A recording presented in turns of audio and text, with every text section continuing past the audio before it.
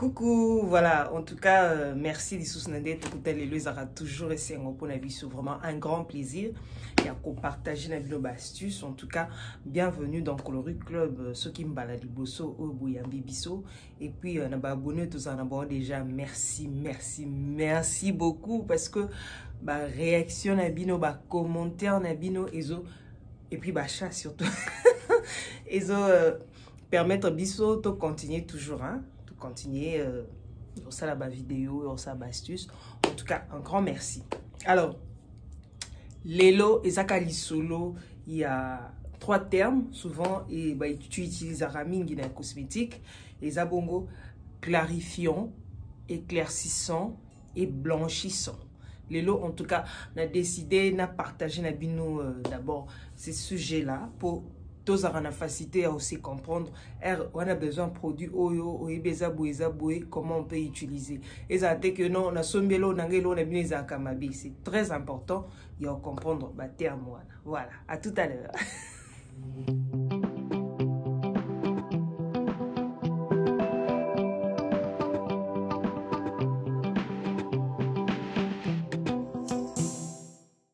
Voilà. Bienvenue encore une fois dans Coloris Club. Merci Nabino en tout cas. Dès qu'on a lelo toso la kama sola 3 termes. Oh bah ça la ming na cosmétique ils ont embrouillé batebeli. Alors, en anglais tolobaka brightening, lightening, whitening. En français isa clarifiant, éclaircissant et blanchissant. Ba terme bon mona chel bidongwa.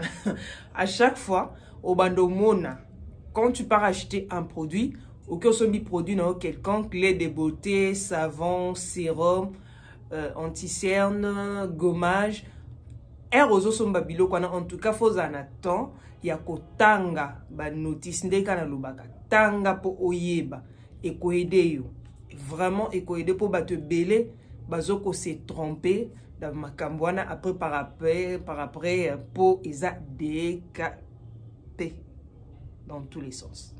OK? Alors, les premiers termes, autour et la lilo, ils abongo brightening, l'anglais, clarifiant en français. Bah terme maintenant, ils ont employé na cosmétique, hein, pour et permettre mutu à saler la produit. Alors, eroyo ka produit au ba commis brightening ou clarifiant, ils ont juste pour na couper ça éclat. Un an ba éclat o, ingo ba te que oza pembe, ozo commis mwindu ou bien oza mwindu okomi pembe. Non, éclat ezaka que bomoni ya mo ezaka muto otambola poso na e eza bien ta na noir aza na pembe mais eza na éclaté eza na pepste eza na hein moins énergie ya mwana tolobaka ko clarifier peau. Voilà, ba produit clarifiant nde dans le bas eza pona olongola ba cellule terne donc poso oyo ezaka na pepste, hein, ba poso egata. Oza na mwindu ya ngolo me egata. Oza na pembe ya bien me egata. Alors, yangwana faut ça la produit clarifiant juste pour épaisser sa peps, hein, épaisser moins énergie na peau na yo. Au mona ki otambola en tout cas pour eza bien. Les produits clarifiants ezarming pour na lutter contre vieillissement, mais aussi pour na épaisser sa peau na ezala lisse. Donc pour na ezala sembe. Donc tu vois non, erozo simba po eza sembe eza te que po e kuba po e gata. Voilà pourquoi au sein là bas produit clarifiant et etelisaka te s'il vous plaît. Ba produit clarifiant etelisaka te échangeaka pe mutu poso te mais epesaka kaka moins brillance, moins énergie, moins éclat na po na yo ya elongi ya nzoto etelisaka te. Donc, ce que moni ba komi brightening, clarifiant, et telisakate, et sera juste pour épaissir éclat. Il y a un produit clarifiant. Alors, ba produit clarifiant, ba ingrédients, ils produit clarifiant, tous abongo na vitamine C. Moni ba sérum moto chak anti-vieillissement. Toi na retinol. Boy ba sérum. Tous ba produit ils na AHA. Donc, vous expliquez nous AHA. Dans commentaire au mon terme tous un produit eux na BHA donc ba ingrédient wana etelisaka nango te mais epesaka mutu éclat. J'espère que vous comprenez.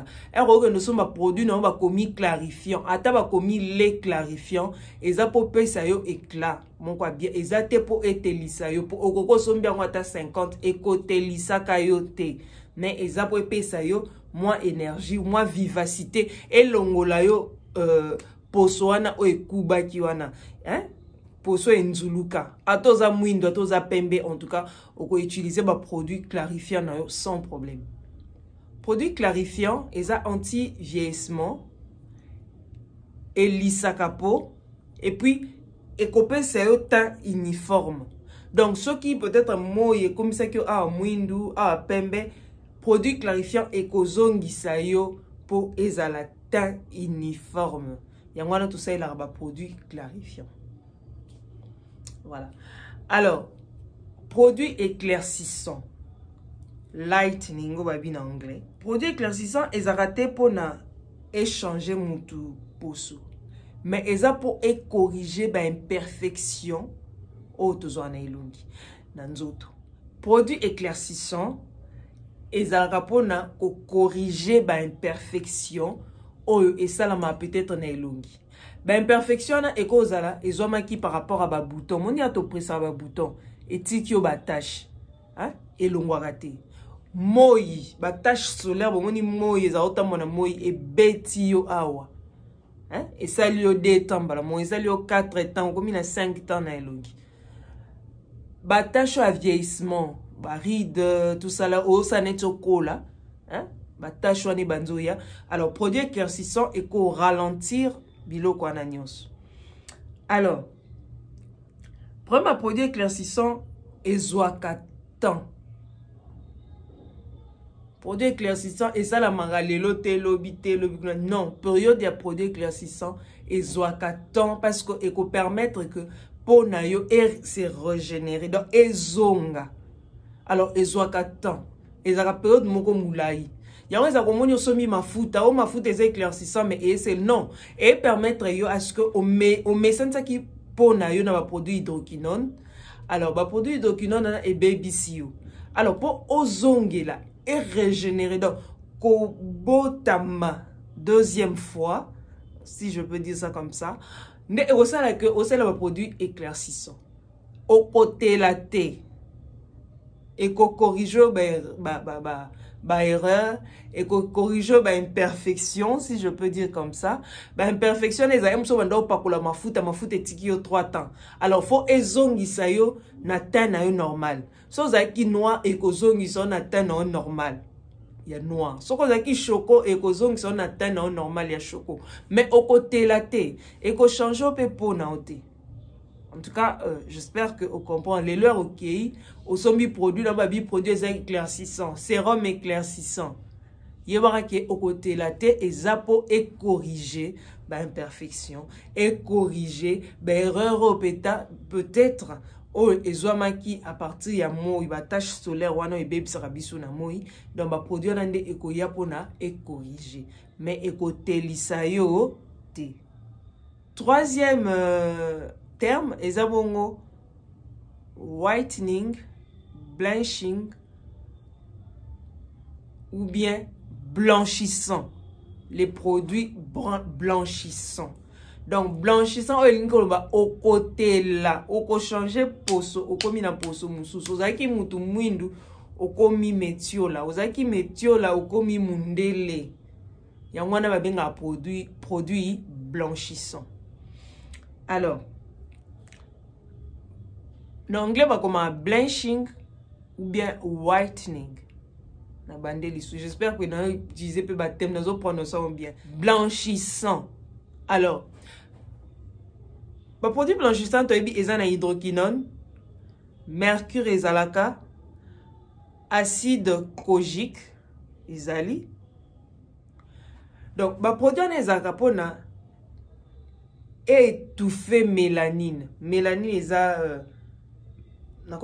ingrédient ou agent ou bien nini moto to produisaka na nzoto na biso omona kozaka obanda ocha choko ero katika bwemba moko oyindi nga hein oyindi pena parce que mélanine eza bato mosusu baproduisa yango makasi. Donc omona muntu so atambo na moi maboko awa nyonso awa eyindi elongi eyindi sauf nzoto esike ebombamai na bilamba mélanine. Obanda opakola choko otiki kotika kaka du coup otiki mbala moko yindi mélanine, tellement mélanine ezalaki étouffé na ba produit blanchissant nde esalake ekobima sikomba moko pouf. Donc yalo kwa bomba retardement yalo kwa opanza boye pou ebimi. Voilà. Alors pourquoi ba pekisa produit na pourquoi parce que ezana ba ingrédients autobengi ba corticoïdes, ba mercure. Alors ce ba ingrédient de leki et pesa cancer à peau. Pourquoi? Parce que ozo sale lango, ozo décapé peau non, ozo baby sa peau non. Donc on y a to pakolango et ça là que pour son abiso ezo changer couleur.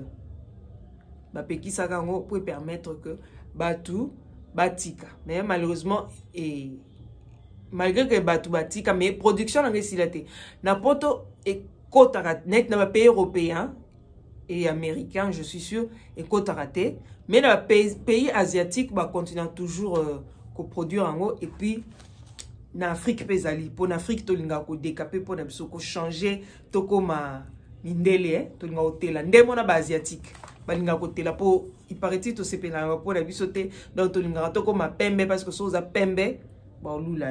Alors recourir na ba produit na nyonso c'est très dangereux pour la peau, surtout ce qu'on sale lango en exagération.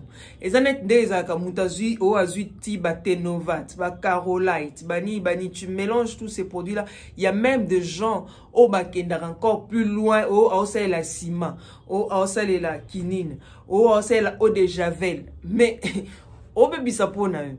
Or que baby sapo ezara facile mais ko bongisango c'est tout un problème. Yangwana aérosol, en tout cas, attention. Nicolo va commenter au produit avec hydroquinone. Non. Ce que au couti produit va commis éclaircissant et blanchissant. Au couti va commis éclaircissant et blanchissant. Alors, au tangi va ingrédients au basaleli. Et puis, ce sont des produits au kosale la kaka na po quoi. Et bien, ça biso pe ming parce que to sale la mo exposé na moi ozo toka na moi ezotoka ezotoki so na nzoto yo mo biso poko biokande to tokaka na bilamba kutu Carolite kutu changera même ba couleur à bilamba bon monde changer ba couleur à bilamba ne peut changer pour ça mutu. Donc imagine maintenant yo mutu na kati na yo ba injection boko mo sala na ba gelule omela. Donc pose-toi la question na posona na ndenga libande na pesa exemple ka yelamba so mutalati elamba ya apako mafuta Carolite ou bien ba extra clair hein ba mafuta za ngwebele siko omoni nde muto na tokaka. Imagine to siko yo na kata nzoto po basala ki injection wana bezo koma mundele yo po toka bongo omelaki ba gelule o ba komo omela ana po otela na ndenga libanda nde pe esalo na kata na nzoto na. Alors le plus tard nde oyeba conséquences nga lelo te parce que conséquences na lelo yo ozomo na importance na lelo pour échanger au pot hein échanger au pot comme métio là comme ndele quoi mais conséquences ekoya bebi ça rabiso pe po to ebi ko atténuer te okoko ba mélange agno so salate. Ce sont des produits à utiliser les soirs nde mona ba produits éclaircissants nde kana bi lelo ba komaka ba ko komela hydratant et éclaircissant. Déjà, sur mon éclaircissant, c'est à utiliser le soir. Tu peux pas te promener au coco tambolate na ba produit aux hôtels là, na moi. Bomoni ba mami na ba phare hein. Ba phare aux yeux, na ba phare aux yeux et ça là ba toi. Pourquoi? Parce que au salé li ba produit ana. Alors, en tout cas les autres soutiens, j'espère que vous avez compris. Yomo bandoye bada ko différencier. Ero que son babilono banda ko différencier ba terme wana pour permettre yo oye banini okosela ba dermatologue ba médecin ils prescrivent ces produits là peut-être pour un traitement à peau, ça dépend. Là c'est autre chose parce que quand ils prescrivent ça ba yebara que ozo quantité oyo. Mais par contre ero que somba faut au somba selon yo moko za besoin au nimba au lango alors faut doser au doser vraiment, au doser côté quantité, c'est très important. Voilà. Et autre soutien. Un gros bisous. Prochainement.